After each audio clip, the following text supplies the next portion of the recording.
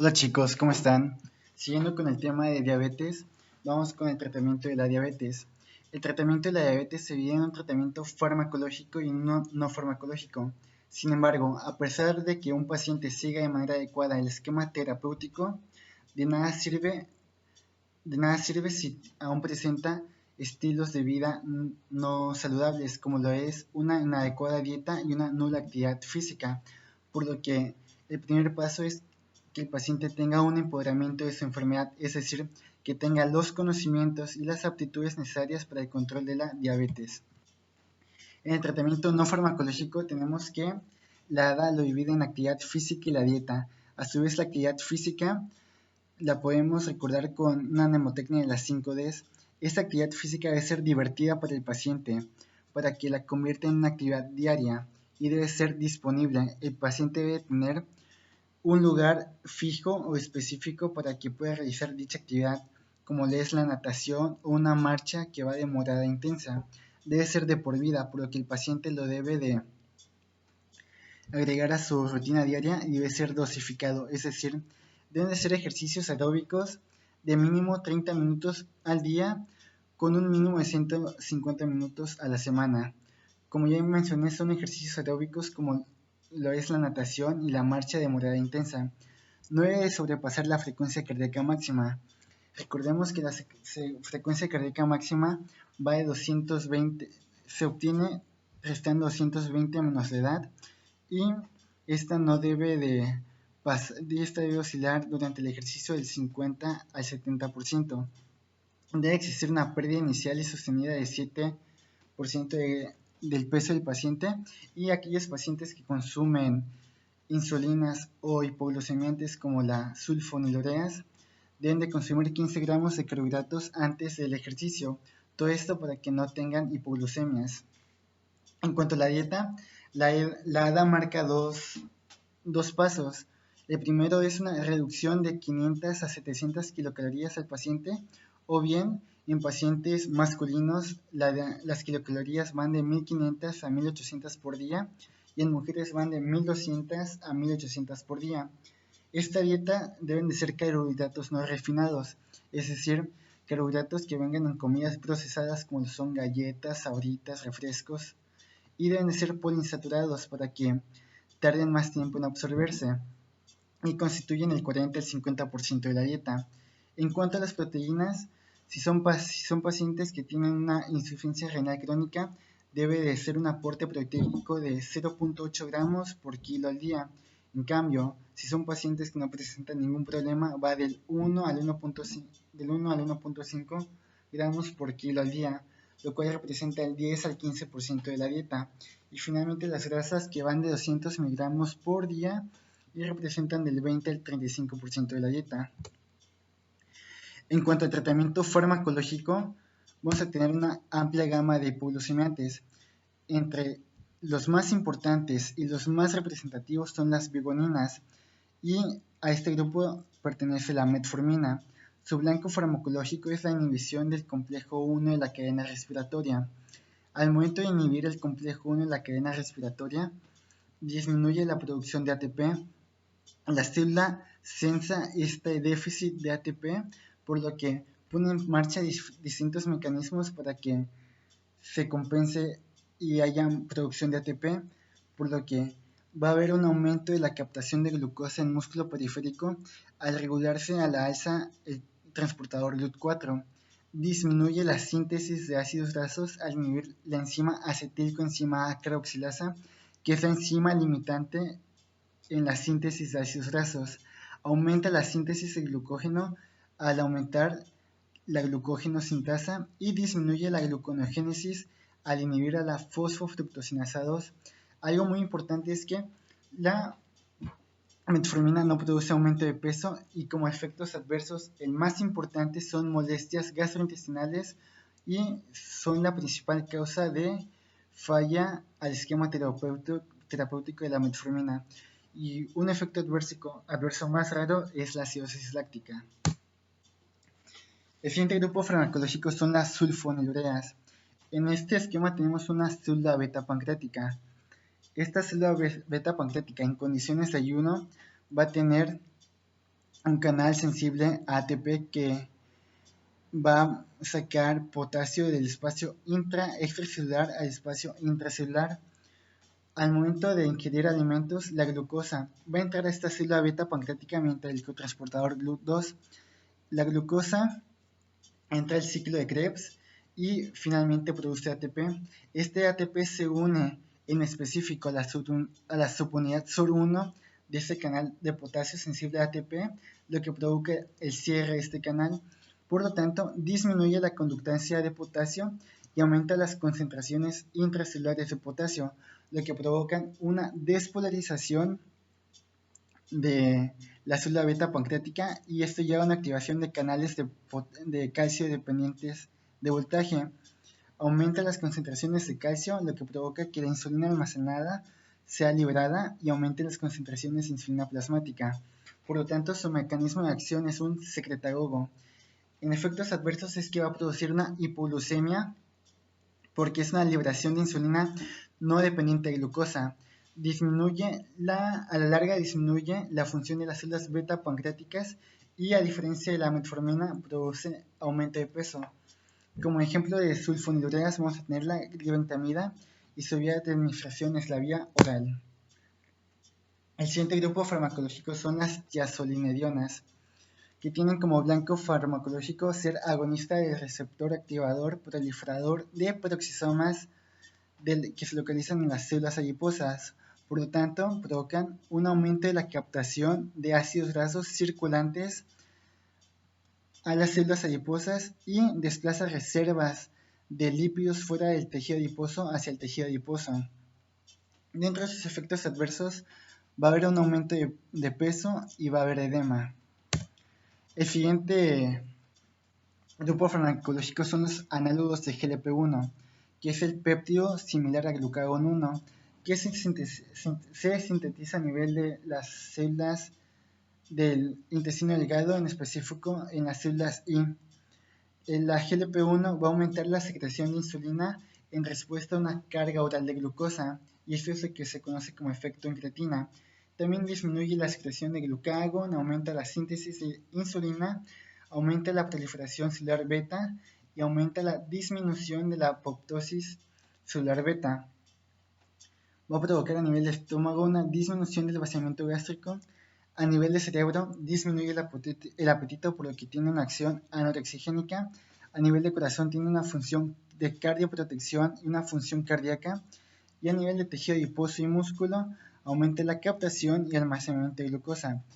Como efectos adversos, hay náuseas y vómitos. La vía de administración es subcutánea y los ejemplos son la sagliptina, linagliptina y alogliptina. Inhibidores de la dipeptidilpeptidasa 4.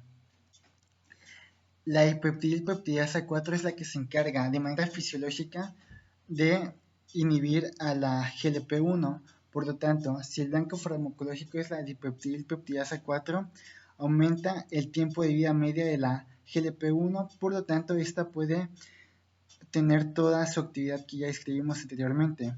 No afecta el peso corporal y el ejemplo es la exenatida. Inhibidores de la CGLT2.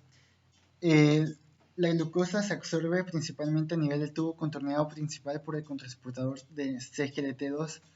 Si inhibimos este cotransportador, reduce la reabsorción renal de glucosa y produce una mayor extracción de glucosa. Como efectos adversos hay infecciones de vías urinarias debido a que aumenta las concentraciones de glucosa en la orina y esto propicia el crecimiento de bacterias. También como efectos adversos hay vulvovaginitis y balanitis. Este provoca pérdida de peso y como ejemplo está la canagliflozina. Este esquema es de la ADA. Vemos los distintos efectos de cada grupo farmacológico. La eficacia en este caso se refiere a la capacidad de disminuir las concentraciones de glucosa circulantes. La metformina tiene una eficacia alta, no produce hipoglucemia, el cambio de peso es neutral o en algunos casos hay un descenso moderado de peso, su coste es bajo y su vía de administración es oral. Los inhibidores de la CGLT2 presentan una eficacia intermedia, no producen hipoglucemia, producen una pérdida de peso, su coste es alto y su vía de administración es oral. Los análogos de la GLP-1, su eficacia es alta, no producen hipoglucemia, producen pérdida de peso, su coste es elevado y su vía de administración es subcutánea. Los inhibidores de la DPP-4 tienen una eficacia intermedia, no producen hipoglucemia, no producen pérdida de peso ni aumento de peso, tienen un coste alto y su vía de administración es oral. Las tiazolidinias tienen una eficacia alta, no producen hipoglucemia, cambio de peso, producen un aumento, su coste es bajo y su vía de administración es oral.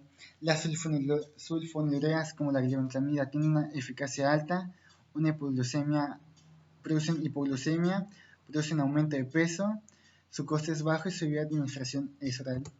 Por lo que, de acuerdo a la ADA, se inicia la monoterapia con metformina. Si la hemoglobina glicada es mayor o igual a 9, se debe considerar la terapia dual. La terapia dual consiste en metformina más la combinación de otro hipoglucemiante oral. Si la hemoglobina glicada es mayor o igual a 10%, se debe considerar la triple terapia, metformina más otros dos hipoglucemiantes orales.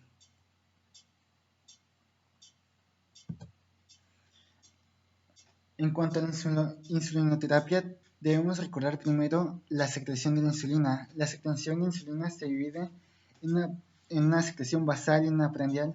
La secreción basal es la que se encuentra en un estado de ayuno. Entonces, si este paciente si no hay un consumo de alimentos, la insulina se mantiene de manera basal, seguiría esta línea, una línea. Entonces, la insulina prandial es aquella va a tener un pico y una fase de sostén. Este pico se da después de los 5 a 10 minutos de la ingesta de alimentos y va a durar de unos 10 a 15 minutos, por lo que va a disminuir y de nueva cuenta va a aumentar hasta un promedio de 2 horas. Por lo que las insulinas se dividen en su origen, que pueden ser humanas, que son aquellas que conservan la estructura de la insulina, pueden ser análogas, que son aquellas que han sido modificadas para que tengan una acción más rápida o una acción más lenta. El tiempo de acción se divide en ultra rápidas y rápidas, intermedia y prolongada.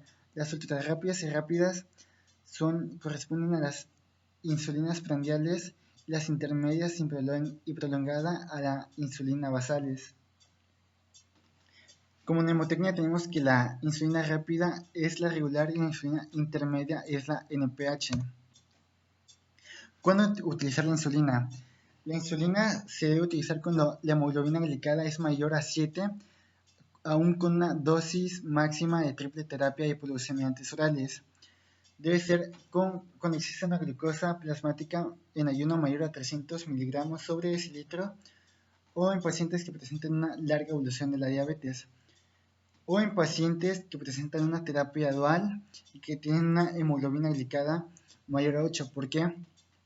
Porque en esos pacientes que tienen una terapia dual, a pesar de que se le agrega un hipoglucemiante, aún con una dosis máxima, lo máximo que puede bajar es el 0.8 al 1% de hemoglobina glicada. Por lo tanto, si este paciente presenta una hemoglobina glicada de 8, en el mejor de los casos bajaría a 7 y aún así sería necesario utilizar la insulina. Entonces tenemos que en tiempos de acción las insulinas vamos a tener las ultrarrápidas, que es la Lispro, la Spart y la Velocilina. Tenemos que es un inicio de 5 a 15 minutos, un pico máximo de 30 a 75 minutos y una duración de 3 a 4 horas. La regular, que tiene un inicio de 30 a 45 minutos, un pico máximo de 2 a 3 horas y una duración de 4 a 6 horas. La intermedia, que es la NPH, tiene un inicio de 2 a 4 horas, un máximo de 8 a 10 horas, por lo que se necesitan una administración de 2 para que puedan cubrir las 24 horas y tienen un máximo de 10 a 14 horas. Las insulinas de acción prolongada son la glargina y etermir, que tiene un inicio de 1.5 horas, no tienen pico y tienen una duración de 24 horas. Aquí vemos el tiempo de acción de cada insulina. Las análogos de insulina como las Lispro y Spark son las insulinas ultra rápidas. La insulina regular es la rápida, la insulina intermedia es la NPH y los análogos de insulina de acción prolongada son la glargina y la determir. Los esquemas de insulinas. Se inicia con una insulina basal con una insulina basal puede ser de 10 unidades internacionales o puede ser de 0.1 a 0.2 unidades por kilogramo. Y si no se logra la meta de glucosa en ayuno menor a 130, se agregan 2 unidades de insulina prandiales. El esquema de insulina basal plus es que es una insulina basal más una insulina prandial en la comida con glucosa postprandial elevada. Es decir, aparte de que se administra una insulina basal, hay una glucosa postprandial elevada. Entonces, en la comida que existe esa glucosa postprandial elevada, se administra la insulina prandial. Y la insulina prandial se administra de 4 unidades o puede ser 0.1 unidades internacionales por kilogramo o de 10% de la insulina basal que el paciente está administrándose en ese momento. La insulina basal o en bolos es una insulina basal y insulinas prandiales en todas las comidas. Entonces aquí tenemos un ejercicio. Tenemos una paciente femenina de 55 años de edad con índice de masa corporal de 31. Presenta diabetes mellitus de 18 años de evolución con metformina y glibenclamida a dosis máximas y con una hemoglobina glicada mayor a 8, por lo que a pesar de que agreguemos otra hipoglucemia oral, lo máximo que vamos a bajar la hemoglobina glicada es 1%. Por lo tanto, aún la hemoglobina glicada es mayor a 7 y aún así existe indicación de dar insulina. Por lo que en este paciente en específico se debe de disminuir la glibenclamida porque produce hipoglucemia y empieza tratamiento con insulina basal de 10 unidades internacionales. A la siguiente consulta llega con glucosas en ayuno de 150, 145 y 160, por lo que no logra la meta de 130 miligramos en glucosa en ayuno, por lo que se agregan 2 unidades de insulina basal y a la siguiente consulta logra la meta de menor a 130 de glucosa en ayuno, sin embargo presenta glucosas postprandiales mayor a 180, por lo que decide el esquema basal en bolos. Hay una dosis total la dosis total de insulina es de 0.5 a 0.8 miligramos unidades internacionales por kilogramo de peso. Entonces, del 100% de la insulina que se administra, el 75 corresponde a la basal y 25 en bolo. Por lo tanto, a esta paciente se le decidió administrar 0.8 unidades internacionales de insulina por kilogramo de peso.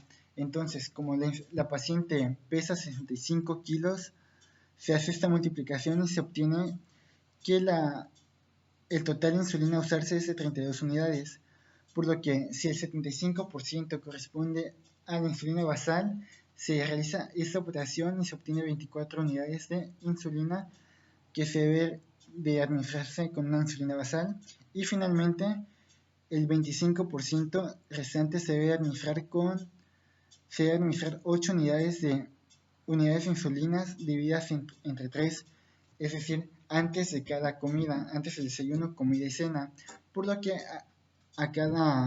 antes del desayuno corresponde a 3 unidades, antes de la comida 3 unidades y antes de la cena 3 unidades.